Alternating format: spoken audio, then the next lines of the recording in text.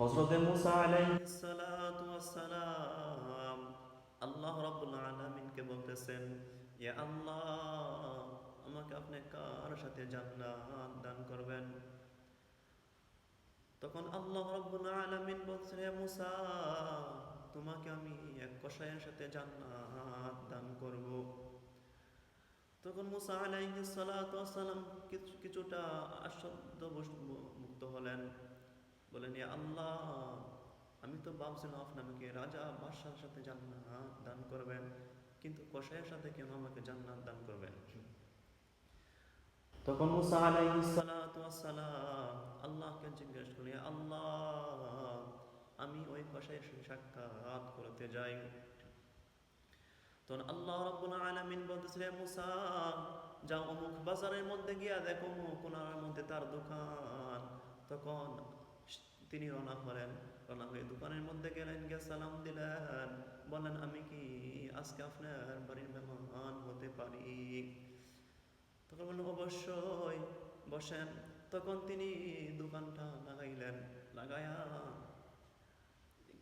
গোস্তের কিছু টুকরা একটা ব্যাগের মধ্যে লইলেন। মুসা আলাইহিস সালাতু ওয়াস সালামকে নিয়ে বাড়ির দিকে রওনা হলেন। রওনা হয়ে মুসা আলাইহিস সালাতু ওয়াস সালামকে নিয়ে বাড়ির মধ্যে পৌঁছলেন। বাড়ির মধ্যে বাড়ির মধ্যে পৌঁছে তিনি তার মার ঘরের মধ্যে গেলেন। গিয়া তিনি, তার মা অসুস্থ, বুড়া মানুষ, কথা বলতে পারে না, বিছনা থেকে উঠতে পারে না। ওই মার প্রস্রাব পায়খানা পরিষ্কার করলেন, গোসল করাইলেন, জামা কাপড় পরাইলেন, পরিয়ে ওই গোশটাকে রান্না করলেন। রান্না করলেন, রুটি বানিয়ে মার মুখের মধ্যে দিতেছেন। আর মুসা আলাইহিস সালাতু ওয়াস সালামকে বলতেছেন, তিনি আমার মা, বুড়া হয়ে গেছে, অনেক বয়স্ক, তিনি কথা বলতে পারে না। যখনই আমি তার মুখের মধ্যে রুটি তুলে দেই, তখনই তিনি হা করে আসমানের দিকে তাকিয়ে কি জানি কি বলে।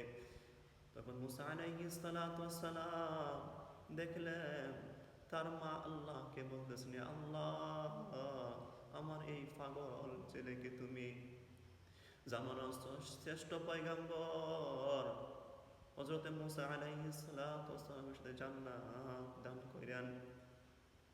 তখন মুসা আলাইহিস সালাতু ওয়াস সালাম বুঝতে পারলেন যে আল্লাহ রাব্বুল আলামিন তাকে কিসের জন্য তাকে আমার সাথে জান্নাত দান করবেন।